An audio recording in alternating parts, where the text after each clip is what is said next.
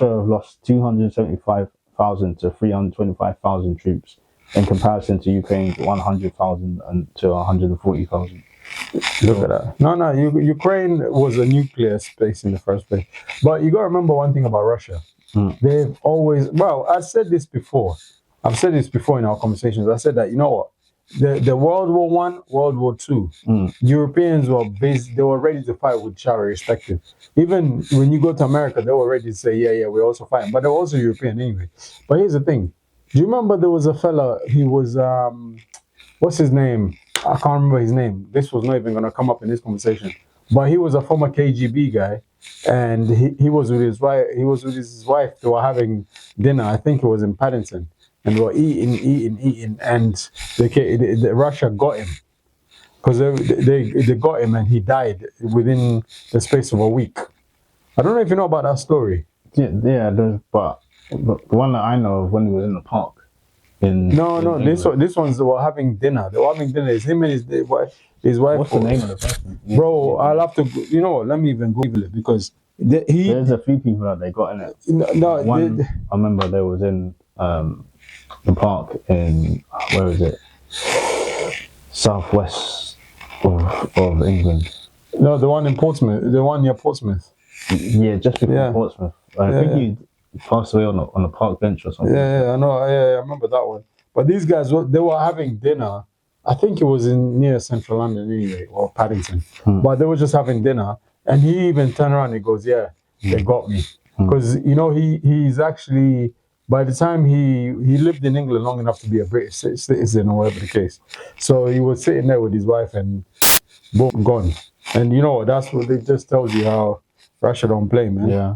And the interesting thing with Trump in this whole war is that he actually sent them a 15-point negotiation paper, and it's very conflicting the message that he's sending, because in one breath he's saying that we're willing to negotiate, but then in the other breath he's telling them no, you have to take the terms or we're gonna go double down, and the strategy isn't clear, so it's kind of indecisive. So he's saying, so the strategies that they're saying, I think it was his senator that said that there's two different ways they can go about this.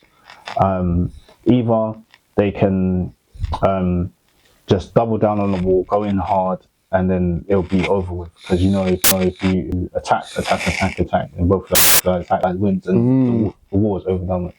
Or you can go the other way and just negotiate and then try and fizzle out that way. But it's like they're trying to do both at the same time. Because he's telling the negotiation paper, like the points, but it's like he's telling them, no, you have to accept it. You don't have no say in what's going on. And if you don't take it, we're going to attack you even more. Right. So it's a very confusing message. It's either you want to negotiate or you do the war full on. Like, which one is it?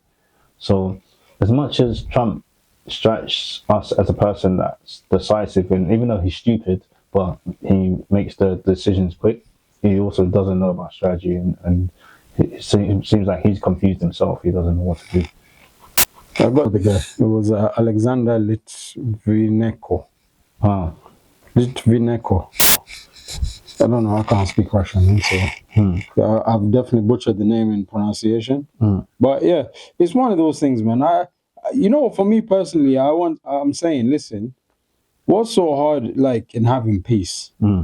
Because every one of these people are just interested in causing nothing but more drama in terms of a war here, a war there. Like, what is the reference for peace, man? There's no peace. What the flip is going on here? As we would say, as a generation, what is it, Generation Z or Generation Z? WTF. Anyway. Yeah, so it was Marco Rubio was the Senator of State who said that that's the strategy that they were going with, and basically he said that they figured out that if Israel attacked the leadership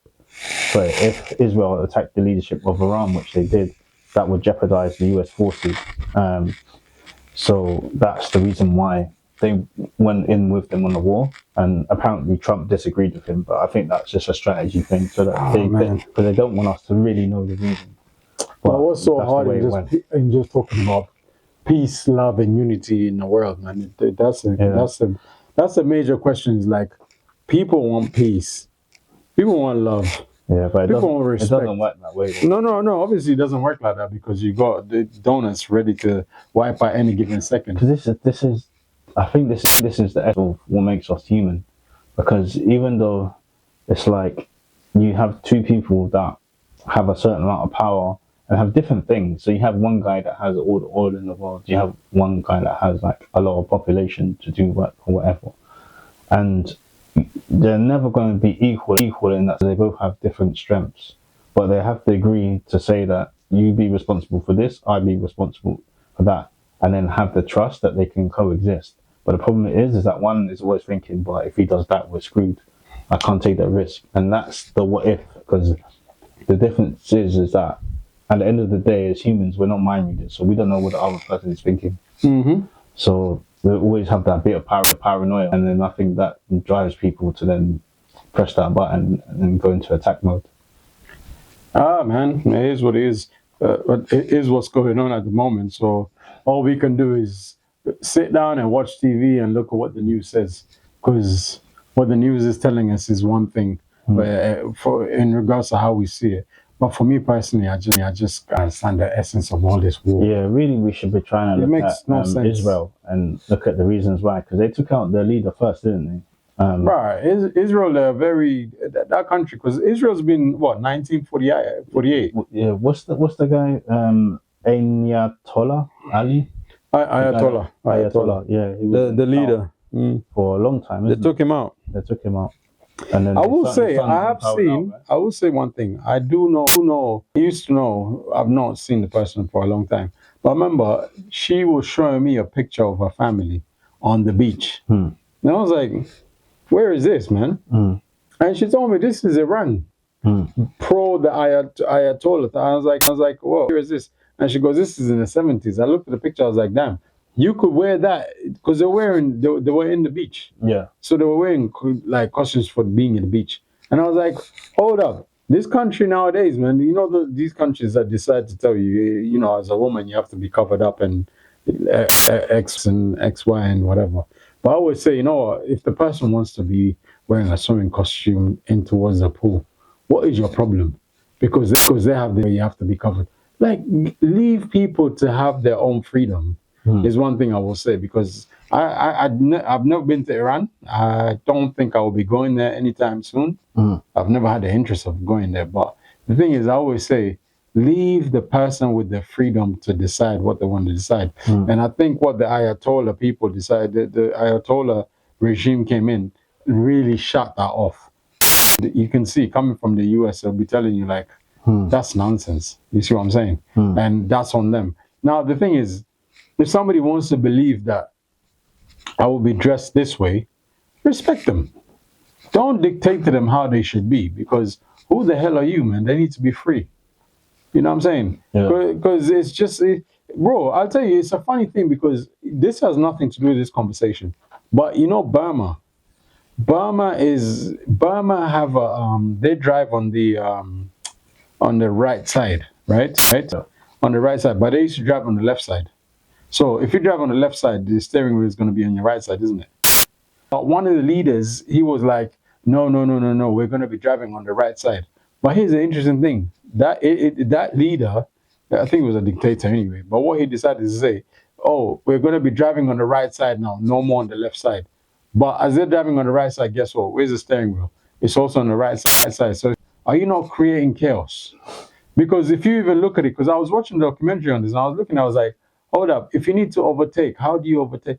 Because all of them are driving on the right side with the right steering. The steering needs to be on the left side so that you can be able to move around more easily. Because you're on the right side, you can only see the car ahead of you. If you're trying to overtake now, you need a passenger to be able to tell you it's clear.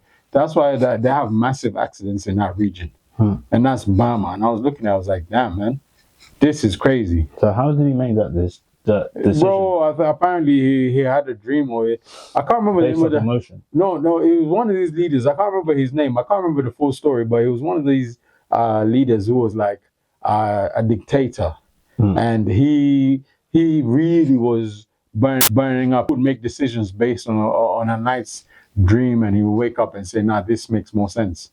And it's like, all right, it makes more sense, but have you done the study of it? No, you have not. Just the same thing, because we're talking about all of this political fields now.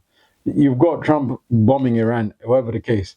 Now, let me bring up somebody more interesting, because she's the one. This one's really confusing me, man. She's the leader of the Conservatives, isn't it? What's her? Kemi. Yeah. So she's the leader of the Conservatives, and they've all gone into the United Nations and they've said that, listen, slavery was something that's not supposed to. They acknowledge slavery was wrong. Take a vote on it, isn't it? Yeah. They're gonna give the reparations. Yeah. So the UK voted and said no, it's wrong for that in itself, isn't it? Yeah, I think Keir Starmer, he had a representative there that cast a vote for him. And then she looked at it and said, hey, as a black woman of African descent. They start with that rubbish. Said that the UK shouldn't have voted, that it was wrong. Bro. Because apparently Britain were at the forefront of trying to disassemble slavery. The starters of the one coming to the West. And on top of that, because the money-wise, it would cost them trillions, isn't it, of taxpayers' money? Brother, is what she's saying. I feel as a person of black African descent, in my eyes, you're officially a sellout. Bro, no. You sellout can't, of the century. Bro, you can't even. There we go. Because I fail to understand how you can actually reason like a donut. Because what the hell do you gain from saying such a thing in the first place? What are you looking for? Votes? No, the truth tells you, hey, listen, this country was involved in all this here. And if you look at yourself, look at your name. Before you got married, what was your name? Where does it come from? Kemi, isn't it? Yeah. Kemi, what's it? Oliwa Kemi, was it? No, bro, let me even check that name, because that... Nah, let me check the name. Even when you look at the name, it's not an English name, but you wanna do a lot of yapping. You wanna, bro, and she's doing. But I mean, Oluwakemi, listen.